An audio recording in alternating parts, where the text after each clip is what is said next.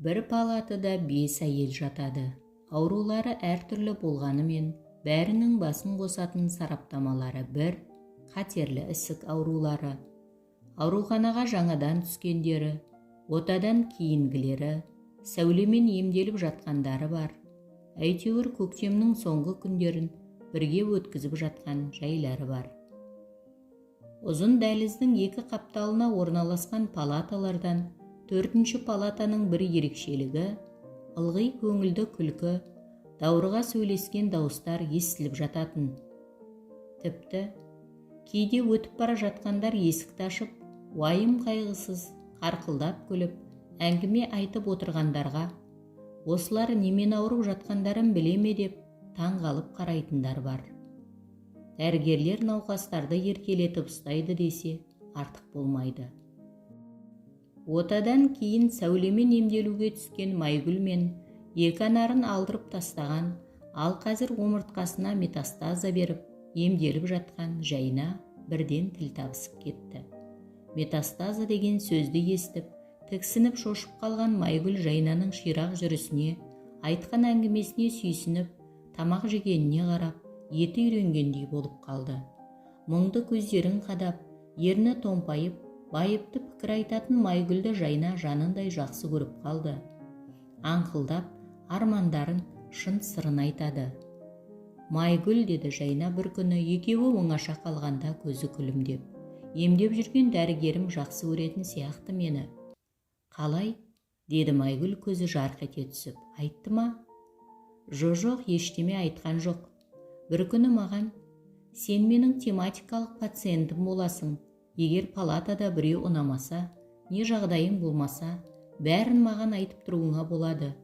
Екеуміз сенің метастазыңмен күресеміз, деді. Ол еңкейіп тумбочкасынан бір құтыны алды. Сен білесің бе, мына дәрі 33 000 теңге тұрады. Бір тананың құны. Мен үшін шетелден алдырды. Санаторийге барам десем де бәріне көмектесіп жүр. Тіпті бір рет ақшам жоқ деп едім, ақша да берді. Ұлымның жалақысы пәтерақы, оны-мұны төлеуден артылмайды.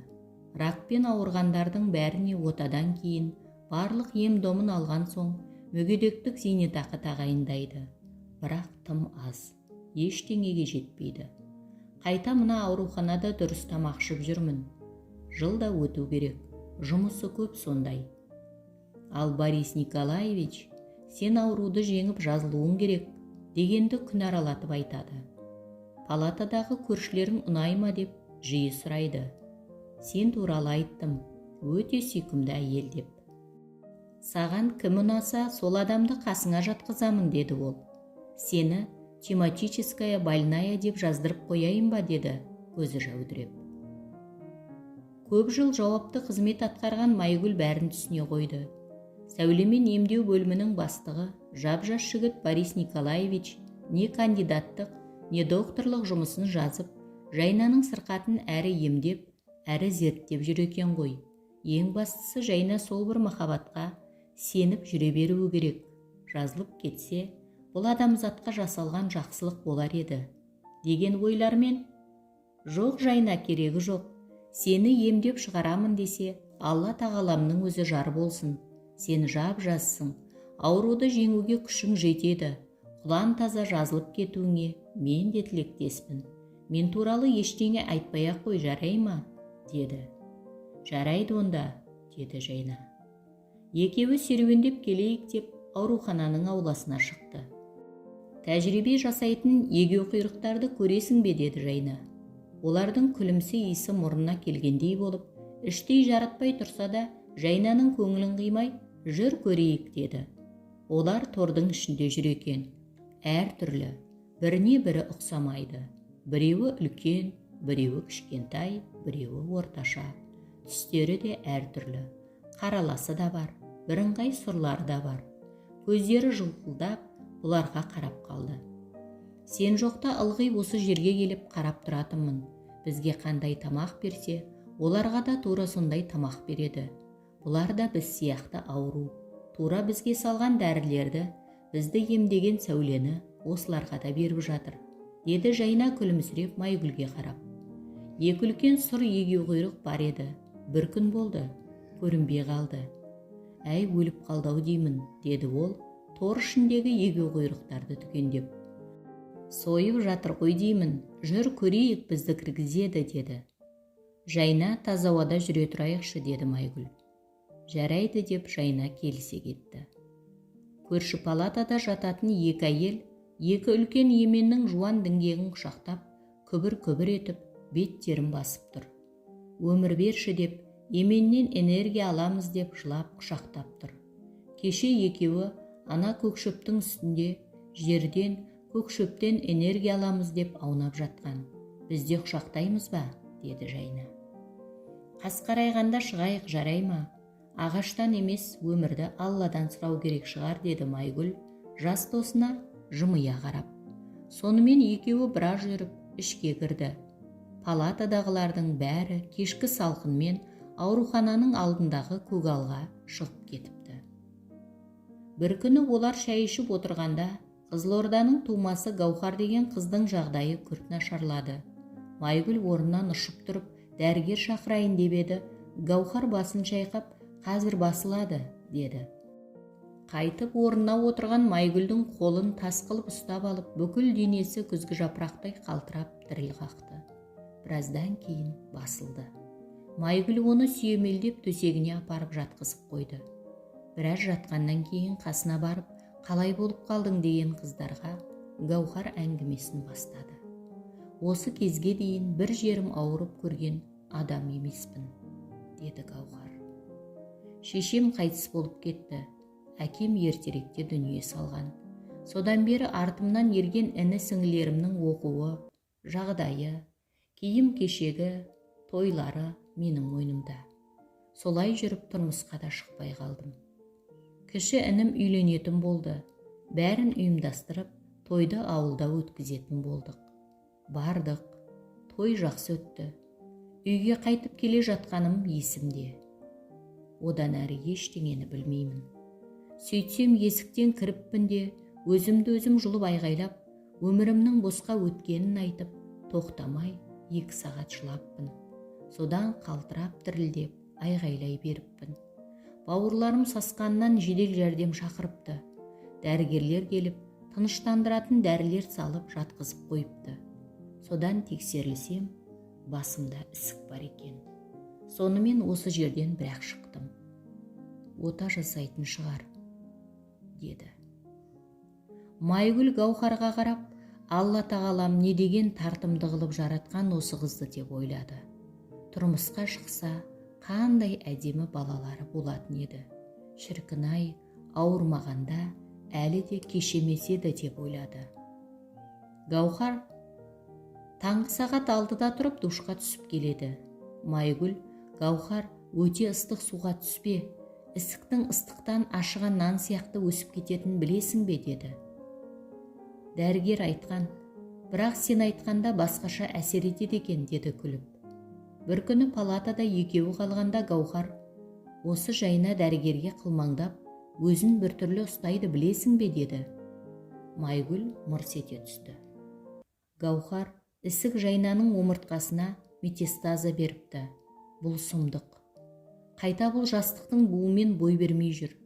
Дәрігер Жайнаның ауруын бір жағы емдеп, бір жағы зерттеп, ғылыми еңбек жазып жатыр. Метастазаны тоқтататын ем тапса, ракпен ауырғандардың бәріне жақсы болар еді. Тематическая больная дегенді білесің бе? Оған барлық жағдайды жасайды. Соған байланысты қамқорлығын да аямайды. Сондықтан олардың қарым-қатынасын дұрыс түсінуіміз керек, деді. Мен жаман ойлап қалып едім, деді ол езу тартып. Жайнаның қайта солай ойлағаны жақсы. Өмір сүруге үміті оянады. Әбден жалғыздықтың азабын тартқан адам екеніне сөйлескен сайын, араласқан сайын көзім анық жетіп келеді. Біреуге балаша еркелегісі келеді. Осы аз ғұмырында көп қиыншылықты басынан өткеріпті. 30 жасында 2 баламен жесір қалыпты. Тура полигонның түбіндегі ауылда тұрыпты, деді Майгүл көзі жасаурап. Сол түні Жайнаның денсаулығы сыр берді. Түн ішінде орнынан атып тұрып жылап жіберді. Не болды деп палатадағылар тегіс оянды. Мен шыдай алмаймын, деді ол айғайлап. Тынысым тарылды. Төсектері қатар тұратын айнашқа қарап, туалет емес қой бұл саған. Ертең дәрігерден противогаз сұраймын, деді. Әйелдер жағдайды бірден түсінді. Расында да, аузы күні бойы бір тынбайтын айнаштың түн ішінде төсегінің айналасы зеңбірек атылғандай болып жататын. Әйелдер терезені ашып, желдетіп, Жайнаны жұбатып жатып қалды. Ертесінде Жайнаның ыстығы көтеріліп, басын көтере алмады. Қан қысымы да көтеріліп кетті. Борис Николаевич Майгүлді шақырып алып, не жағдай болды деп сұрады. Жайнаның қалай оянғанын, қалай жылағанын тәптіштеп қайта сұрады. Барлық жағдайға қаныққан соң Айнашты басқа палатаға жатқызды. Бұл жағдайды естіген әйелдер, бұларың не? Бәріміз бірдей ауырып, қу жанымыз үшін осында жүрміз ғой, қой демедіңдер ме деп реніштерін білдірді. Жайна дәрігердің ерекше көңіл бөліп емдеп жүрген науқасы.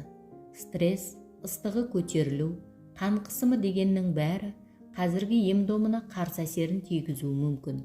Екі анарын алып тастап, 26 рет химия алған, енді метастазасын сәулемен емдеп жатыр. Егер осыдан жазылып кетсе, үлкен жетістік болады. Сондықтан ештеңе айта алмаймыз, деді Майгүл. Сонымен олар тынышталғандай болды. Жайна басын көтеріп, тәуір болып қалды. Денсаулықтың құрғанын осындайда білесің. Көрдің бе, кеше Айнашқа ренжіп едім, аяқ астынан жалпамнан түстім. Маған ренжуге, қатты қуануға, шаршауға, суық тигізуге, ыстыққа баруға болмайды. Сонда не болды, Майгүл, айтшы, деді ол көзі жасаурап. Жалғыз сен емес, бәріміз сол. Қатерлі ісікпен ауырғанымызды білгендер бізге бұл дүниелік деп қарамайды. Уақытша жүрген байғұстар деп аяйды. Расында да вне зоны тұрмыз ғой. Бізге орысша айтсақ, голод, холод, покой керек. Өте қатерлі дертпен арпалысып жатырмыз. Сондықтан өмір сүріп, осылай жүргенімізге шүкіршілік етуіміз керек. Әрбір жарық күн біздің ең басты қуанышымыз болуы керек, Жайна. Алла тағалам бізді осылай сынап жатыр. Маңдайымызға жазылған жазудан асып кете алмаймыз ғой. Не жазылса, сол болады, деді Майгүл. Иә, рас айтасың, деді Жайна. Күйеуім 30 жасында қайтыс болды. Біз ерте үйлендік. Үлкен ұлым жасқа толмай екіншісін көтердім. Үйде мал көп болатын. Біздің Семейде қыс ұзақ болады. Қар қалың. Таңертең жұмысқа жиналып жатқанымда Қуаныш трактормен шөп әкелемін деп жүрген. Жол жөнекей. Мен жұмыс істеп жатқан магазинге кіріп, жолығып кетті. Айтқаны, қалғалай кетіп барамын, деді. Мен аман-есен барып кел, дедім. Сол соңғы сөзіміз болды. Жұмыста болатынмын. Бригадир ағамыз бар еді, сол келіпті. Дүкенді жап, үйге жүр. Шана дайын тұр, деді. Не болды аға, ел шулайды ғой дүкен жабық деп десем, жүр шуламайды, бол тез деп қоймады. Үйге келсем, атам, енем аңырап отыр. Қуанышты оң жаққа салып қойыпты. Шөп түсіріп жатқанда құлап түсіпті. Жүрегі тоқтап қалыпты. Сонымен екі баламен қалдым. Үлкенім мектеп бітірген соң, жиған тергенімді алып, Алматыға тартып кеткенмін. Заман өзгеріп, аумалы төкпелі болып жатқанда, Алматыда тұратын әпкем екеуміз арзан үй таптық. Сатып алып кірдік. Сол кісінің көмегімен бір фирмаға орналастым. Сөйтіп артымнан аңдитын енемнен де, ауылдың өсегінен де құтылып, алматылық болып шыға келдім. Әпкемнің көйлектерін сұрап киіп аламын. Шашымды қидым, бояндым, сыландым, нағыз қалалық болып шыға келдім. Онымен үлкен ұлым оқуға түсерде таныстым. Біздің жақтың кісісі деген соң көмек сұрайын, жағдайымды айтып танысайын, ақша сұраса берейін деп, үйден қалған ақшаны да қалтама салып алғанмын. Ол мені жылы қабылдады, асықпай тыңдады. Балаларыңыздың осы факультетке түскенін қалайсыз ғой, деді. Мен иә дегенше орнынан тұрып қасыма келді. Мені құшақтап аймалай бастады. Бәрін күтсем де осындай қылықты күтпеп едім. Одан бір жағымда иіссудың иісі аңқып тұрды. Елтігенім соншалық басым айналды. Күйеуім кеткелі ер адамның ыстық құшағын ұмытқандай болып едім. Мен де есімді жоғалтқандай болдым. Міне осылай жүріп бала да оқуын бітірді. Екіншісі де сол оқуды бітірді. Үлкенін бір жерге жұмысқа да орналастырып берді. Екіншісі бітіргенде ауруханаға түсіп қалып бара алмадым, деді ол түймесін шұқылап. Майгүл үн-түнсіз тыңдап отырып, бір уақытта содан араласып тұрдыңдар ма, деді. Иә, ол кезде мынандай сотка жоқ. Жұмыстағы телефонға қоңырау шалатын, деді Жайна. Отбасы туралы айтпады ма? Әйелі балалары бар ма екен, деді Майгүл. Ондай ештеме айтпайтын, деді ол. Сонымен қалай кездесіп жүрдіңдер, деді Майгүл. Ол жұмыс орныма сап ете түсіп, бүгін кешке жолдасым екеуміз демалайық деп едік. Міне мынау дачаның кілті. Бір көркем құрбың болса алып ал, анау аңқиып бізге қарап отырмасын. Тамақ ішіп жем, бәрін өзіміз алып барамыз, дейтін.